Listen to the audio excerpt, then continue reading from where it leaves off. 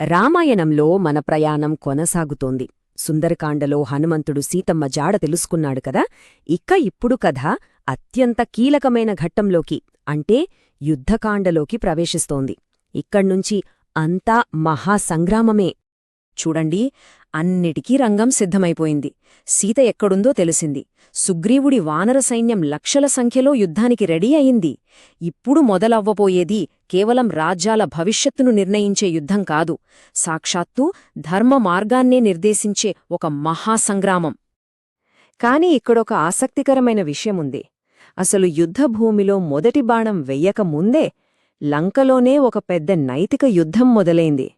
మరి దానికి కేంద్రబిందువెవరో కాదు, రావణుడి సొంత తమ్ముడు విభీషణుడు. రావణుడి సభలో పరిస్థితి ఎలా ఉందంటే, ఒకవైపు సేనాధిపతులంతా తమ బలం గురించి, పరాక్రమం గురించి అహంకారంతో మాట్లాడుతున్నారు. కాని ఒక్క విభీషణుడు మాత్రమే ధర్మం గురించి ఆలోచిస్తున్నాడు. పరాయి స్త్రీని అపహరించడం మహాపాపమని, దీనివల్ల లంకకే వినాశనం తప్పదని అన్నని హెచ్చరిస్తాడు. సీతను రాముడికి తిరిగి అప్పగించి శాంతిని నెలకొల్పమని సలహా ఇస్తాడు. రావణుడు తన తమ్ముడి మంచి మాటలు వినలేదు సరికదా, పైగా అతన్ని అవమానించి రాజ్యం నుంచే బహిష్కరించాడు. అప్పుడు విభీషణుడు చాలా కఠినమైన కాని కీలకమైన నిర్ణయం తీసుకున్నాడు. తన రాజ్యాన్ని, బంధువులను వదిలి ధర్మం ఎక్కడుందో అటువైపే వెళ్లాలని నిర్ణయించుకుని రాముణ్ణి శరణు కోరాడు. సరే, ఇప్పుడు రాముడి సైన్యం సముద్రతీరంలో నిలబడి ఉంది.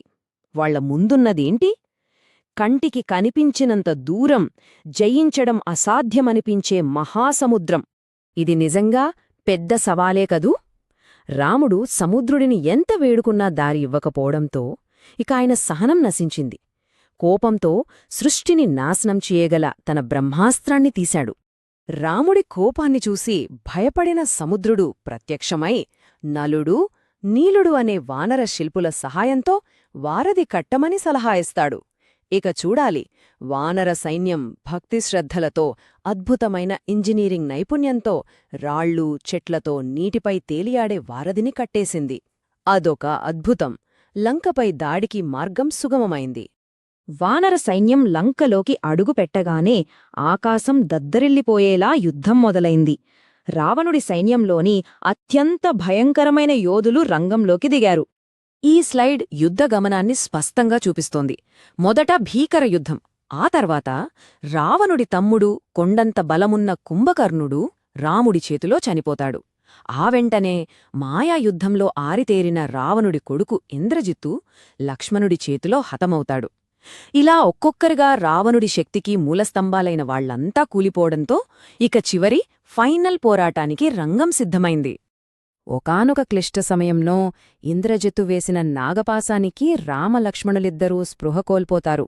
సైన్యానికి నాయకులే యుద్ధభూమిలో చావు బతుకుల మధ్య ఉన్నప్పుడు పరిస్థితి ఎంత దారుణంగా తయారైందంటే ఇక ఆశలు కూడా వదిలేసుకున్నారు.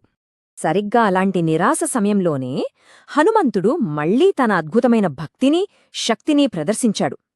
జాంబవంతుడి సలహా మేరకు హిమాలయాలకు వెళ్లి అక్కడ సంజీవని మూలికేదో గుర్తించలేక ఏమాత్రం ఆలస్యం చేయకుండా ఏకంగా పర్వతాన్ని పెకిలించుకొచ్చాడు. ఆలోచించండి, ఈ ఒక్క అద్భుతమైన కార్యం యుద్ధగతిని పూర్తిగా మార్చేసింది. రామలక్ష్మణులను బ్రతికించి సైన్యంలో మళ్లీ కొత్త ఆశను నింపింది. ఇక ఈ సుదీర్ఘ యుద్ధం మొత్తం ఒక్క ఫైనల్ డ్యూయల్ మీదకొచ్చింది. ఒకవైపు ధర్మమూర్తి అయిన రాముడు, మరోవైపు అధర్మపాలకుడైన రావణుడు. మంచికి చెడుకు మధ్య అంతిమ పోరాటం. అగస్త్య మహర్షి ఇచ్చిన ఆదిత్య హృదయాన్ని జపించడంతో రాముడికి కొత్త శక్తి వస్తుంది.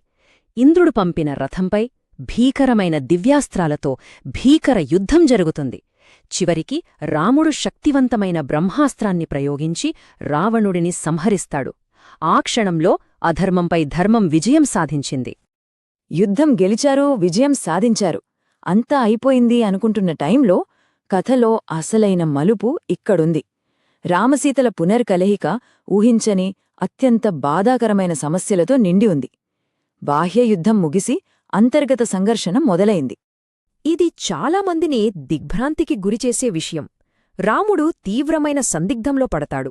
ఒకవైపు భర్తగా ప్రేమ, మరోవైపు రాజుగా కర్తవ్యం.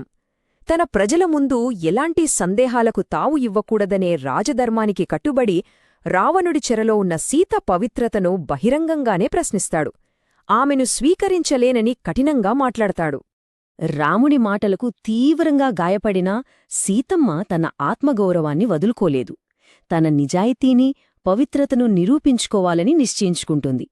అందుకే అగ్ని పరీక్షకు అంటే నిప్పుల గుండంలోకి దూకి తన పవిత్రతను నిరూపించుకోవడానికి ధైర్యంగా సిద్ధపడుతుంది. అందరూ చూస్తుండగానే సీత అగ్నిలోకి ప్రవేశిస్తుంది. కాని ఆశ్చర్యకరంగా అగ్ని ఆమెను దహించలేదు. అప్పుడు దేవతలతో పాటు అగ్నిదేవుడు స్వయంగా ప్రత్యక్షమై సీత యొక్క అచంచలమైన విశ్వాసాన్ని, పవిత్రతను ధృవీకరించి ఆమెను క్షేమంగా రామునికి అప్పగిస్తాడు. ఆ బాధాకరమైన పరీక్ష అలా ముగుస్తుంది. సరే, యుద్ధంలో గెలిచి అన్ని పరీక్షలను దాటింతర్వాత 14 సుదీర్ఘ వనవాసం చివరకు ముగింపు దశకు చేరుకుంది. విభీషణుడు, సుగ్రీవుడు వానర సైన్యంతో కలిసి రామ, సీత, లక్ష్మణులు పుష్పక విమానం ఎక్కి అయోధ్యకు బయల్దేరుతారు. వారి విజయవంతమైన పునరాగమనం 14 కష్టాలకు ముగింపు పలికి ఒక కొత్త శకానికి నాంది పలికింది. రాముడి రాక గురించి ముందే తెలుసుకున్న భరతుడి ఆనందానికి ఔదుల్లేవు. అయోధ్య నగరాన్నంతా అద్భుతంగా అలంకరిస్తాడు. ఆ సోదరుల మధ్య జరిగిన పునఃఖలేక దాని చూసి నగరం మొత్తం పండగ చేసుకుంది. ఇది ధర్మ విజయానికి, మిథి నెరవేర్పుకు ప్రతీక. చివరికి ఆ శుభఘడియ రానే వచ్చింది. వశిష్ఠ మహర్షి చేతుల మీదుగా శ్రీరాముడు అయోధ్యకు రాజుగా పట్టాభిషిక్తుడయ్యాడు.